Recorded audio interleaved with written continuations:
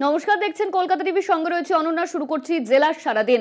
সন্দেশখালী কাণ্ডের মধ্যেই পুলিশের রদবদল। সরানো হলো বারাসাত রেঞ্জের ডিআইজি কে। সুমিত মুখোপাধ্যায়কে সরানো হলো। নতুন ডিআইজির দায়িত্বে ভাস্কর মুখোপাধ্যায়। সরানো হলো বারাসাত রেঞ্জের ডিআইজি সুমিত কুমারকে। আমাদের সঙ্গে রয়েছেন আমাদের প্রতিনিধি রিয়া মাঝি। রিয়া, সন্দেশখালী কাণ্ডের মধ্যেই পুলিশের বড়সড় রদবদল। নতুন ডিআইজি হয়েছেন ভাস্কর মুখোপাধ্যায়। ঠিক কি খবর রয়েছে তোমার কাছে এই মুহূর্তে? একদমই দেখো, তোমাকে জানিয়ে রাখবো যে সন্দেশখালীর কাণ্ডের পর বড়সড় রদবদল এই সন্দেশখালীতে। কারণ হচ্ছে যে ডিআইজি বারাসাত রেঞ্জ সুমিত কুমার তাকে সরানো হলো। ডিআইজি সিকিউরিটি করা হলো ওয়েস্ট বেঙ্গল পুলিশের সুমিত কুমারকে, এবং ডিআইজি বারাসাত রেঞ্জ করে আনা হলো ভাস্কর মুখার্জিকে। ভাস্কর মুখার্জি তিনি আগেও এই বারাসাত রেঞ্জে তিনি ছিলেন, সেখানকার এসপি ছিলেন তিনি, এবং তাকে প্রমোশন দিয়ে ডিআইজি মালদা রেঞ্জে নিয়ে যাওয়া হয়েছিল। এবং ডিআইজি মালদা রেঞ্জের পর সেখান থেকে ডিরেক্ট তাকে আনা হলো ডিআইজি বারাসাত রেঞ্জ করে। এবং ডিআইজি যে বারাসাত রেঞ্জ যিনি ছিলেন সুমিত কুমার, তাকে সরিয়ে দেওয়া হলো, ডিআইজি সিকিউরিটি করা হলো। এবং পুলিশ মহলে কিন্তু এমনটাই বলা হচ্ছে যে এই সন্দেশখালী কাণ্ডের পরেই এই বড়সড় রদবদল বলে এমনটাই মনে করছে পুলিশ মহলে। ধন্যবাদ তোমায় রিয়া। আমাদের সঙ্গে ছিলেন আমাদের প্রতিনিধি রিয়া মাঝি। আমরা যে খবরের দিকে নজর রাখছিলাম, সন্দেশখালী কাণ্ডের মধ্যেই বড়সড় রদবদল পুলিশের। ডিআইজি বদলানো হলো, বারাসাত রেঞ্জের ডিআইজি সুমিত কুমারকে বদলে করা হলো ভাস্কর মুখোপাধ্যায়। নতুন ডিআইজি ভাস্কর মুখোপাধ্যায়। সন্দেশখালী কাণ্ডের মধ্যেই পুলিশের বড়সড় রদবদল।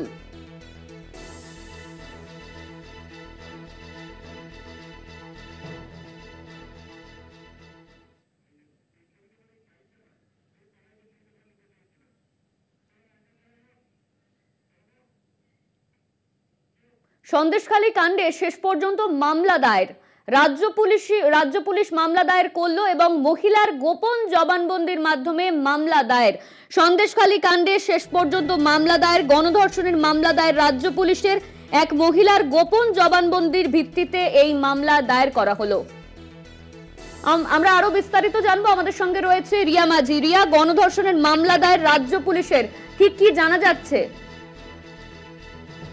দেখো, তোমাকে জানিয়ে রাখবো যে অবশেষে কিন্তু এই 376D অর্থাৎ গণধর্ষণের মামলা রুজু করলো পুলিশ। কারণ আমরা প্রথমেই দেখেছিলাম যে উত্তম সর্দারকে গ্রেপ্তার করা হয়েছিল, সন্দেশখালী থানার পুলিশ তাকে গ্রেপ্তার করে, এবং গ্রেপ্তার যেদিনকে করা হয়েছিল তখন যে সেকশন দেওয়া হয়েছিল সেটা হচ্ছে শ্লীলতাহানি সেকশন 354, এবং তারপরেই তিনি বেল পেয়ে যান। তারপরে সেই সন্ধ্যেবেলায় আবারও গ্রেপ্তার করা হয় উত্তম সর্দারকে, এবং সেকেন্ড একটি কেসের ভিত্তিতে তাকে গ্রেপ্তার করা হয়। যেমনটা পুলিশ সূত্রে খবর যে সেই সেকেন্ড কেস যেটার ভিত্তিতে তাকে গ্রেপ্তার করা হয়েছিল, মহিলাদের অভিযোগের ভিত্তিতে তাকে গ্রেপ্তার করা হয়েছিল, এবং সেই মহিলাদের গোপন জবানবন্দি অর্থাৎ 164 এর জন্য নিয়ে যাওয়া হয় কোর্টে।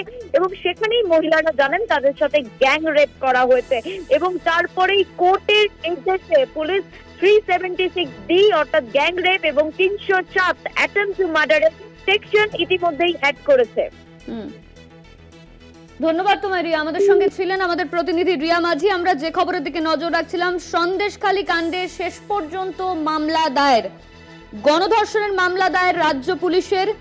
এক মহিলার গোপন জবানবন্দির ভিত্তিতে এই গণধর্ষণের মামলা দায়ের করা হয়। ম্যাজিস্ট্রেটের নির্দেশে গণধর্ষণের মামলা দায়ের। সন্দেশখালী কাণ্ডে শেষ পর্যন্ত মামলা দায়ের, এক মহিলার গোপন জবানবন্দির ভিত্তিতেই মামলা দায়ের। রাজ্য পুলিশ মামলা দায়ের করে, এক মহিলা গোপন জবানবন্দি দেয়, ম্যাজিস্ট্রেটের নির্দেশে গণধর্ষণের মামলা দায়ের। এই নিয়ে আরো বিস্তারিত জানবো। আমাদের সঙ্গে রয়েছেন আমাদের প্রতিনিধি সঞ্জিত। সঞ্জিত, ঠিক কি জানা যাচ্ছে সন্দেশখালী কাণ্ডে গণধর্ষণ মামলা দায়ের রাজ্য পুলিশের? দেখো, সন্দেশখালী কাণ্ড নিয়ে ইতিমধ্যে এক নির্যাতিতা বসিরহাট মহকুমা আদালতে তিনি জবানবন্দি দিয়েছিলেন। গণধর্ষণের মামলা হয়েছে। ইতিমধ্যে পুলিশ কিন্তু রাজ্য পুলিশ ফের সন্দেশখালীতে গণধর্ষণের মামলা রুজু করলো। ইতিমধ্যে উত্তম সর্দারের বিরুদ্ধে গণধর্ষণের মামলা, তাকে ইতিমধ্যে 10 দিনের পুলিশের হেফাজতে আবেদন নেওয়ার কথা ছিল সন্দেশখালী থানার পুলিশ। তার মধ্যে তারা 8 দিনের হেফাজতের পায়, অর্থাৎ 8 দিন তাদেরকে হেফাজতে দেওয়া হয়। এই হেফাজতে নেওয়ার পরে নতুন করে তথ্য উঠে আসে কিনা এই কাণ্ডে, সেটাও কিন্তু তদন্তকারীরা দেখে নিচ্ছে। পাশাপাশি বসিরহাট এই নিয়ে কিন্তু যথেষ্ট চাঞ্চল্য ছড়িয়েছে, বিশেষ করে পুলিশ এই প্রথম অর্থাৎ সন্দেশখালী কাণ্ডে মামলা রুজু করলো, অর্থাৎ গণধর্ষণের মামলাটি শুরু হলো। এখনো পর্যন্ত বসিরহাট পুলিশ জেলার পক্ষ থেকে যেটা জানানো গেছে সেটা হচ্ছে মোট এই সন্দেশখালী কাণ্ডে 17 জন গ্রেপ্তার হয়েছে। এবং তোমাকে স্পেসিফিক আরেকটা কথা বলে দেয়, শিতুলিয়া যে সন্দেশখালী যে গ্রামবাসী অভিযোগ করেছিল তার কোলের বাচ্চাকে ছুঁড়ে ফেলে দেওয়া হয়েছে রাতের অন্ধকারে, কিন্তু সেই অভিযোগ তিনি স্বয়ং পুলিশ সুপার তিনি রসাদ করেছেন, বলেছেন এরকম কোনো ঘটনা আমাদের কাছে নির্দিষ্টভাবে লিখিত অভিযোগ করেননি ওই মহিলা। আমরা মিডিয়ার মাধ্যমে জানতে পারলাম তার বাড়িতে ইতিমধ্যে পুলিশ টিকেট বসানো হয়েছে, অর্থাৎ ভিডিও সেখানে গেছেন সন্দেশখালী 2 এর ভিডিও অরুণ কুমার সামন্ত এবং পুলিশের প্রতিনিধি দল দিয়ে। এবং একদমই সঞ্জীব, তুমি যেমনটা জানাচ্ছিলে 17 জনকে ইতিমধ্যে গ্রেফতার করা হয়েছে এই সন্দেশখালী কাণ্ডে। ধন্যবাদ তোমায়। জেলার সারাদিনে এখন সময় একটা বিরতির, ফিরছি বিরতির পর সঙ্গে থাকুন। সন্দেশখালী এখন অনেকটাই শান্ত, কোনো রকম কোনো অভিযোগ থাকলে পুলিশকে জানানোর কথা জানালেন বসিরহাটের এসপি। আর কি কি জানিয়েছেন বসিরহাটের এসপি, সাংবাদিক বৈঠক করে সেদিকে নজর রাখবো। যে যদি কারোর কোনো অভিযোগ থাকে তারা নির্দ্বিধায় নির্ভয়ে পুলিশের কাছে এসে কমপ্লেন জানাতে পারেন, আমরা ইনভেস্টিগেশন করব এবং যথাযথ আইনি পদক্ষেপ নেব। আপনারা জানেন গত কয়েকদিন ধরে রাজ্য পুলিশের একটি বিশেষ টিম 10 জন লেডি অফিসার, যাদের নেতৃত্বে 2 জন সিনিয়র লেডি ডিআইজি র্যাঙ্কের অফিসার রয়েছেন, তারা জায়গায় জায়গায় গিয়ে মহিলাদের সঙ্গে কথা বলেছেন এবং কারোর কোনো কমপ্লেন্টস থাকলে তারা সেটা নিয়েছেন। আমি আরেকবার বলতে চাই যে সন্দেশখালী এলাকায় এখন পিসফুল আছে এবং শান্তি বজায় আছে। কেউ যদি শান্তি ভঙ্গ করার চেষ্টা করে আমরা এর কড়া পদক্ষেপ নেব। গত বিষয়ে একটা জিজ্ঞাসা আপনার কাছে, শিবু হাজরা এবং উত্তম সর্দার তাদের বিরুদ্ধে কোনো নতুন সেকশন করা হয়েছে? এটা একটা কেসে এরকম একটা তথ্য উঠে এসেছে, এটা আমরা দেখছি, ঠিক আছে, এবং সেকশন অ্যাড করা হলে আমরা কি সেকশন অ্যাড করা হয়েছে এটা এখনো চলছে, আমরা অ্যাড করছি। উত্তম সর্দারকে গ্রেফতার করা হয়েছে গণধর্ষণ ও হত্যার চেষ্টার অভিযোগ হয়েছে তার বিরুদ্ধে। শিবু হাজরার বিরুদ্ধে একই অভিযোগ রয়েছে, তাকে গ্রেফতার করা হচ্ছে না কেন বলে গ্রামবাসীরা দাবি করছে। শিবু হাজরাকে কি আপনারা পাচ্ছেন না? আমরা ইনভেস্টিগেশন করছি, ঠিক আছে, খুব শীঘ্রই পুলিশ এর যথাযথ। এখন সময় আরো একটা বিরতির, ফিরছি বিরতির পর সঙ্গে থাকুন। শনিবার সকাল 11টা নাগাদ খড়দহ রাসখোলা গঙ্গার ঘাটের কাছ থেকে উদ্ধার হয় তৃণমূল কর্মী তাপস সেনগুপ্ত ওরফে বাবুয়ার দেহ।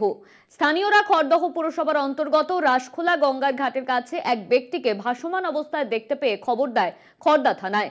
পুলিশ দেহ উদ্ধার করে নিয়ে যায় খড়দাহ বলরাম হাসপাতালে। পুলিশ সূত্রে খবর, টিটাগড় পুরসভার 14 নম্বর ওয়ার্ডের মিলনগড় এলাকার বাসিন্দা তাপস পেশায় একজন গাড়ির ব্যবসায়ী। শুক্রবার রাত 9:30 নাগাদ পরিবারের লোকের হাতে 2000 টাকা রাখতে দিয়ে বাড়ি থেকে না বলে বেরিয়ে যায় সে। তারপর থেকে কোনো খোঁজ না মেলায় উদ্বিগ্ন পরিবার। এদিন সকালে রাসখোলা গঙ্গার ঘাটের কাছ থেকে উদ্ধার হয় তৃণমূল কর্মীর দেহ। আত্মহত্যা করেছে বলে পরিবারের দাবি। গোটা ঘটনার তদন্তে খড়দা থানার পুলিশ। টিটাগড় পুরসভার 14 নম্বর ওয়ার্ডের কাউন্সিলর শ্যামা পারভিন পরিবারের পাশে থাকার আশ্বাস দিয়েছেন।